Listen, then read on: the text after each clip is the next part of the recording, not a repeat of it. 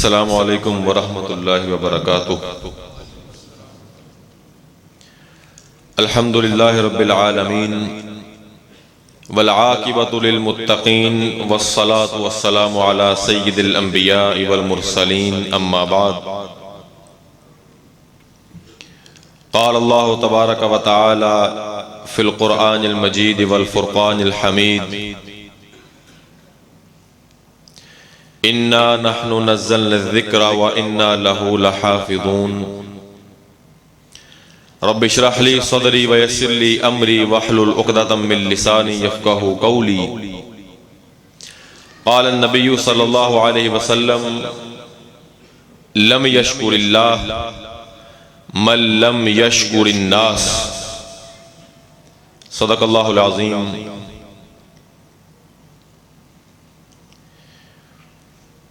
قرآن کریم کی محفل ہے اور آپ رات کے اس پہر، رات کے اس وقت یہاں پر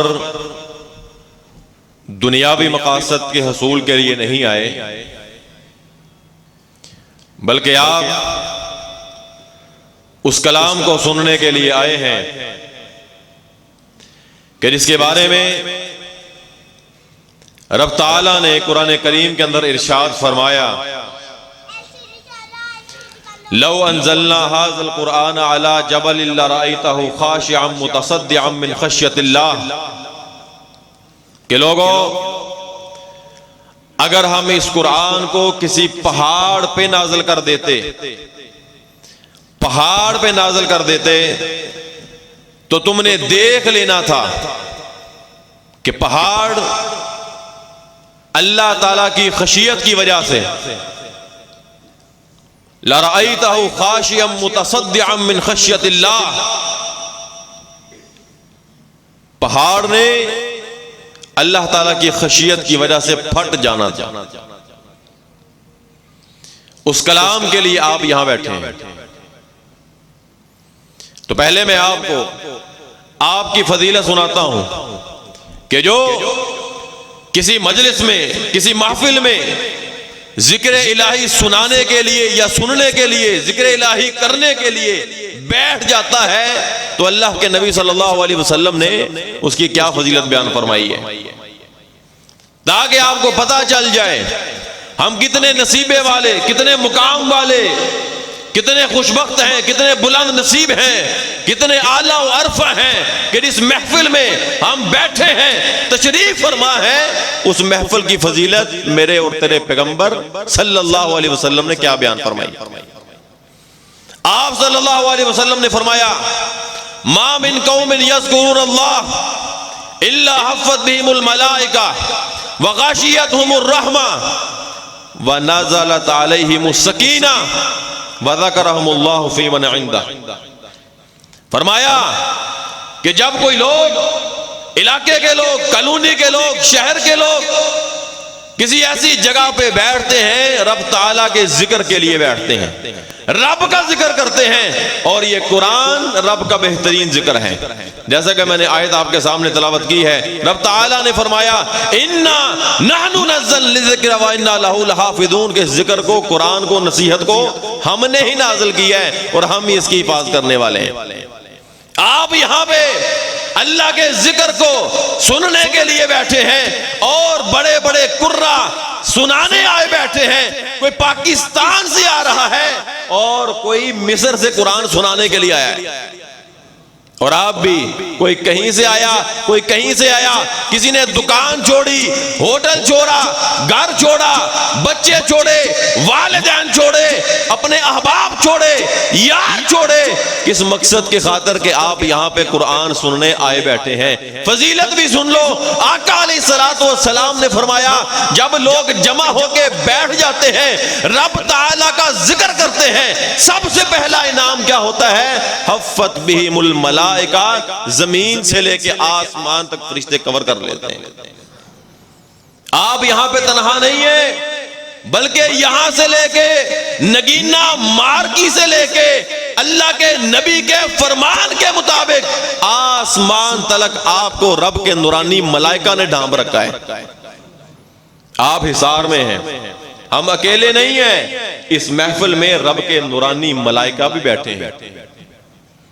وغاشیتہم الرحمہ, اللہ کے نبی صلی اللہ علیہ وسلم نے فرمایا کہ رب تعالیٰ کی رحمت ان لوگوں کو ڈھانپ لیتی ہے, اللہ کی رحمت کی برکھا برستی ہے وہاں پر کہ جہاں پہ اللہ تعالیٰ کا ذکر کیا جاتا ہے, سنا جاتا ہے, سنایا جاتا ہے. وَنَزَلَتْ عَلَيْهِمُ السَّكِينَةُ, اللہ کے نبی صلی اللہ علیہ وسلم نے فرمایا کہ جہاں پہ ذکر اللہ کیا جاتا ہے, سنا جاتا ہے, سنایا جاتا ہے, وہاں پہ سکینت نازل ہوتی ہے, سکون نازل ہوتا ہے, چین نازل ہوتا ہے, اضطراب ختم ہوتا ہے, بے-چینیاں ختم ہوتی ہیں, پریشانیاں ختم ہوتی ہیں, قلق ختم ہوتا ہے, دکھ مٹ جاتے ہیں, دل شاداب ہو جاتے ہیں. اور وہ لوگوں جو سمجھتے ہو کہ دلوں کو تشفی ملتی ہے, گانے سن کے دلوں کو سکون ملتا ہے, قوالیاں سن کے, گانے سن کے, بیہودہ کلام سن کے, آج یہاں پہ اگر کوئی بیٹھا ہے وہ تجربہ کر کے لے جائے, آپ رات کے جس پہر تک یہاں پہ قرآن سنیں گے تو قسم خدا کی آپ کے دلوں کو وہ سکون ملے گا جو دنیا کے کسی بھی مہنگے ترین ہوٹل میں یا پارک میں یا جنت میں نہیں ملتا. یہ اللہ کے نبی صلی اللہ علیہ وسلم کا فرمان ہے. جو سکون کے لیے دوائیں استعمال کرتے ہیں, گولیاں کھاتے ہیں, مشروبات پیتے ہیں, ڈرنک کرتے ہیں کہ شراب پینے سے بوجھ ہلکے ہو جاتے ہیں, غم ہلکے ہو جاتے ہیں, وہ نسخہ لے جاؤ, لکھ کر لے جاؤ, تجربہ کر کے لے جاؤ. آج تجربہ کرو کہ رب کا کلام سننے سے دلوں کو کتنا سکون ملتا ہے. اور ایک بہت بڑا ایوارڈ اللہ کے نبی صلی اللہ علیہ وسلم نے فرمایا وَذَكَرَهُمُ اللَّهُ مَنْ عِنْدَهُ, کہ جو لوگ ذکر اللہ سننے کے لیے کسی محفل میں بیٹھ جاتے ہیں, آ جاتے ہیں, اللہ رب العزت ان آنے والوں کا تذکرہ اپنے فرشتوں میں فرماتے ہیں. میرا تذکرہ, آپ کا تذکرہ انشاءاللہ آج کہاں پہ ہو رہا ہے؟ کہاں پہ ہو رہا ہے بولیے؟ اللہ کے فرشتوں میں ذکر کرنے والا کون ہے؟ اللہ تعالیٰ خود فرشتوں میں ذکر فرما رہے ہیں, ہمیں یاد فرما رہے ہیں کہ دیکھو میرے پیارے بندے سب کچھ چھوڑ کے میرے قرآن کے لیے جمع ہوئے بیٹھے ہیں. یہ تو آپ کا مقام.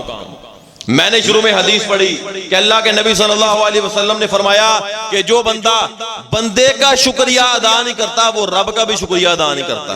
موضوع کے ساتھ مناسبت کیا ہے؟ قرآن کی محفل ہو, قرآن کی تلاوتیں ہوں, قرآن کو پڑھا جائے, قرآن کو سنا جائے, قرآن کو سنایا جائے, قرآن کو دہرایا جائے, قرآن سے نصیحت کی جائے, قرآن کی آیتیں پڑھی جائیں, اور وہاں پہ جناب ابو بکر کا ذکر نہ ہو, وہ محفل نہیں ہے, ادھوری ہے, وہ محفل ادھوری ہے. میں جناب ابو بکر کا تذکرہ کرنا چاہتا ہوں, ذکر کرنا چاہتا ہوں, قرآن کی محفل ہے. اس محفل میں محسن امت جناب صدیق اکبر کا تذکرہ ہونا چاہیے, ان کا نام لینا چاہیے. وجہ پوچھو, وجہ پوچھو.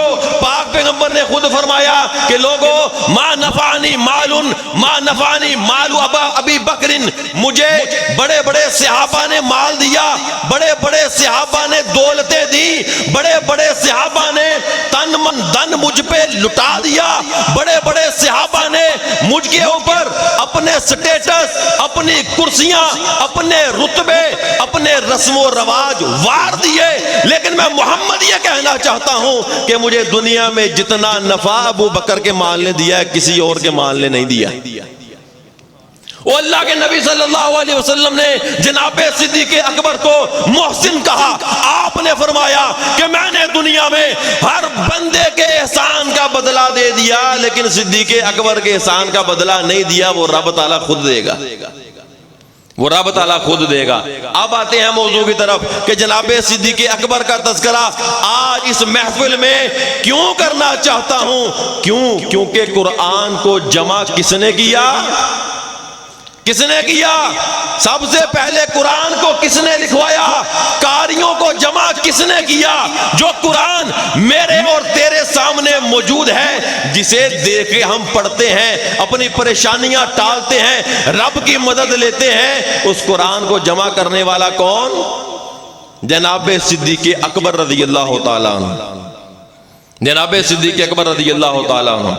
بات سمجھیے، مثال سے آپ کو بات سمجھانا چاہتا ہوں۔ محسن کسے کہتے ہیں؟ احسان کسے کہتے ہیں؟ محسن کا شکریہ ادا کیسے کیا جاتا ہے؟ محسن کی عظمت کو سلام کیسے کیا جاتا ہے؟ اس کے رتبے کو سلام کیسے کیا جاتا ہے؟ جنگ میں رہنے والوں، اگر آپ میں سے کوئی آدمی معاشرے میں سے منتخب ہو کے MP بن جائے، MNA بن جائے، وہ آپ کے علاقے کی ٹوٹی ہوئی سڑک بنا دے، کوئی وزیر اعظم آ جائے، بڑا ہسپتال بنا دے، بڑا سکول بنا دے، بڑی یونیورسٹی بنا دے، بڑا کالج بنا دے، تعلیم سستی کر دے، دوائیاں سستی کر دے، علاج سستا کر دے، آپ کے ٹیلنٹ کی قدر کرے۔ جو سڑک بناتا ہے تو اس کا بینر لگاتا ہے، موٹر وے بناتا ہے تو اس کا بینر لگاتا ہے، گلیوں میں سولنگ بچھا دیتا ہے تو اس کے بینر لگا دیتا ہے، وہ کوئی نالی بنا دیتا ہے تو اس کا شکریہ ادا کرتا ہے، جس کے دور حکومت میں ہسپتال بنتا ہے تو اس کا بھی شکریہ ادا کرتا ہے۔ کیا کہنے جناب صدیق اکبر کے دور خلافت کے، کسی کے دور حکومت میں سڑک بنتی ہے، موٹر وے بنتی ہے، کارپوریٹ روڈ بنتے ہیں، اے صدیق اکبر ہم آپ کو سلام کرتے ہیں، آپ کو سلوٹ کرتے ہیں، خراج عقیدت پیش کرتے ہیں، خراج تحسین پیش کرتے ہیں کہ تیرے دور خلافت میں رب کا نازل شدہ قرآن جمع ہوا۔ مصطفیٰ کا ہم سفر ابو بکر، ابو بکر لگائیے بلند آواز سے نعرہ، او چنگ دے باسیو تاڑی صحابہ دے نال محبت بڑی مثال لیجئے۔ مصطفیٰ کا ہم سفر ابو بکر، ابو بکر، مصطفیٰ کا ہم سفر ابو بکر، ابو بکر۔ اور طریقے سے بات سمجھیں، اور انداز سے بات سمجھیں۔ علماء کرام بیٹھے ہیں، قراء بیٹھے ہیں، مشائخ بیٹھے ہیں، دانشور بیٹھے ہیں، طلباء بیٹھے ہیں۔ میں آپ سے پوچھنا چاہتا ہوں، اگر میں یہاں کسی دیوار پر قرآن کی ایک آیت لکھ دوں، نبی کا ایک فرمان لکھ دوں، میں ایک دعا لکھ دوں، جب تک لوگ وہ دعا پڑھتے رہیں گے، وہ آیت پڑھتے رہیں گے، میں پوچھنا چاہتا ہوں کہ مجھے ثواب ملے گا کہ نہیں ملے گا؟ ملے گا۔ لکھوانے والا کون؟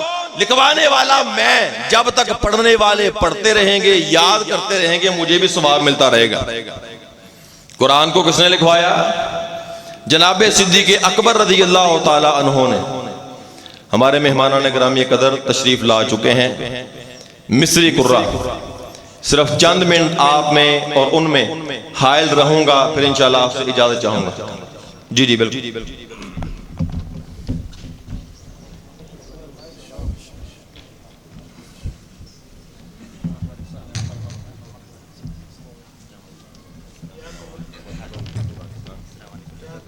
قرآن مرحبا بكم خير خدايا ولا نداما، اهلا وسهلا والسلام عليكم، هديئة منا نهديها إليكم، أحبابنا ما أجمل الدنيا بكم، لا تكبه الدنيا وفيها أنتم، نحن مسرورون جدا ونشكركم شكرا جزيلا على تفضلكم، ونقدركم تقديرا، ونرحبكم بكم، أهلا وسهلا والسلام عليكم، هديئة منا نهديها إليكم، أحبابنا ما أجمل الدنيا بكم، لا تكره الدنيا وفيها أنتم، وبشارة لأناسنا وطلبائنا وأساتذتنا لأن شرفتمونا بقبول دعوتنا، وجزاكم الله خيرا، وباركم الله في علمكم وعملكم، وأعزكم الله في الدنيا والآخرة، أهلا وسهلا، السلام عليكم۔ جزاکم اللہ خیرہ، اہلا وسہلا ومرحبا بکم من مصر الى ارض پاکستان، نحن نقدم لکم الشکر وجزاکم اللہ خیر الجزاء کما یلیق بجلالی۔ صرف 10 منٹ. ایک اور مثال سے بات سمجھو. ایک اور مثال سے میں نے کہا میں یہاں دیوار پہ قرآن کی آیت لکھ دوں, کوئی جب تک اسے یاد کرتا رہے گا, پڑھتا رہے گا, مجھے ثواب ملے گا. میں نے پہلے بتایا قرآن کس نے جمع کیا, قرآن کس نے لکھوایا, جناب صدیق اکبر رضی اللہ تعالیٰ عنہ نے. تو مجھے یہ بات کہنے دیجئے کہ جناب صدیق اکبر نے قرآن لکھوایا, قرآن جمع کیا. جب تک اس سرزمین پہ, رب کی دنیا پہ قرآن پڑھا جاتا رہے گا, کوئی شمال میں پڑھے, کوئی جنوب میں پڑھے, کوئی مشرق میں پڑھے, کوئی مغرب میں پڑھے, کوئی چھوٹا پڑھے, کوئی بڑا پڑھے, کوئی قاری پڑھے, کوئی غیر قاری پڑھے, کوئی عورت پڑھے, کوئی مرد پڑھے, کوئی قاری پڑھے, کوئی حافظ پڑھے, کوئی نماز میں پڑھے, کوئی تراویح میں پڑھے, کوئی بیت اللہ میں پڑھے, کوئی پاکستان کی مساجد میں پڑھے, کوئی محفل میں پڑھے, کوئی مصر کی سرزمین سے آ کے پاکستان کی سرزمین پہ قرآن پڑھتا ہے, قیامت تک قرآن کی تلاوت ہوتی رہے گی. جب تک قرآن کی آیتوں کی تلاوت ہوتی رہے گی, ثواب کسے ملتا رہے گا؟ جناب ابو بکر کو, کیونکہ لکھوانے والے کون؟ جناب صدیق اکبر رضی اللہ تعالیٰ عنہ.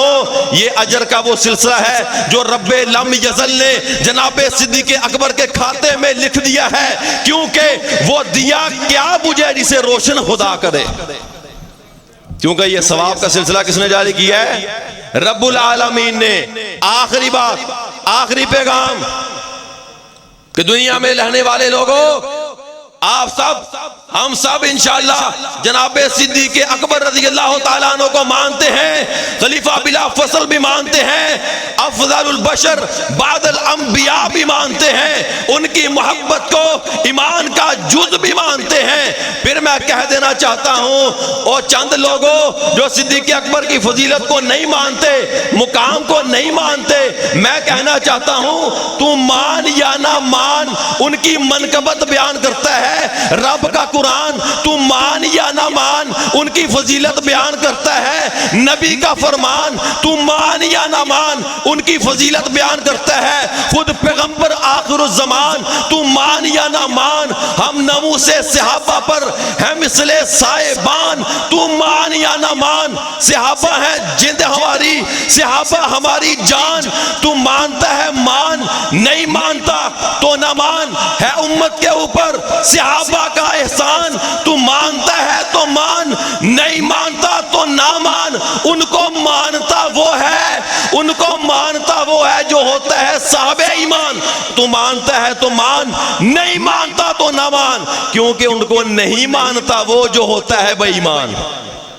ان کو نہیں مانتا وہ جو ہوتا ہے بے ایمان. جب قرآن کا تذکرہ چل نکلا, میں صدیق اکبر کی بیٹی, میری اور تیری ماں جناب عائشہ صدیقہ کائنات کا تذکرہ بھی مناسب سمجھتا ہوں کہ رب نے میری اور تیری ماں کی عظمت میں, ان کی طہارت میں, ان کی پاکیزگی میں, ان کی کردار کی بلندی میں قرآن کی کون سی آیت نازل کی؟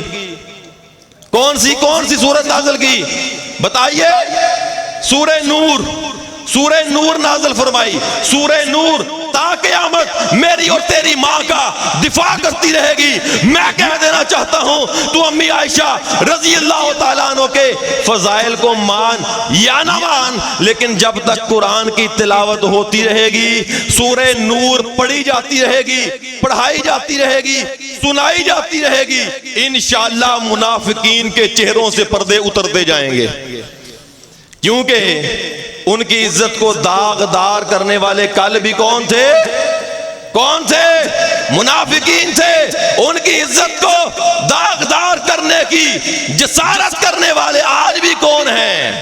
جب تک سورہ نور تلاوت ہوتی رہے گی تب تک ہم ان کی پاکیزگی کے ترانے پڑھتے رہیں گے, سنتے رہیں گے, سناتے رہیں گے. اللہ رب العزت سے دعا ہے کہ اللہ رب العزت ہمیں صحابہ کرام پر, قرآن کریم پر اپنا تن من دھن قربان کرنے کی توفیق عطا فرمائے. اللہ ہمیں اس قابل بنا دے, ہماری جانیں, ہمارے جذبات, ہمارا لہو, ہمارے قلم, ہماری زبانیں, ہمارا پیار, ہماری محبت, سارے کے سارے سلسلے کہاں جا کے ملیں؟ صحابہ کرام رضوان اللہ علیہم اجمعین. آپ سب کا شکریہ، صحابہ کے دیوانوں کا شکریہ۔ آخر میں نعرے کا جواب دے دیں ہاتھ اٹھا کے، جو نعرہ میں نے پہلے لگایا، ہم نے اپنے محسن کو یاد کرنا ہے، جناب صدیق اکبر کو یاد کرنا ہے۔ آپ کی محبت صحابہ سے مشہور ہے، مصطفیٰ کا ہم سفر، مصطفیٰ کا ہم سفر، مصطفیٰ کا ہم سفر، رضی اللہ تعالیٰ عنہ، وما توفیقی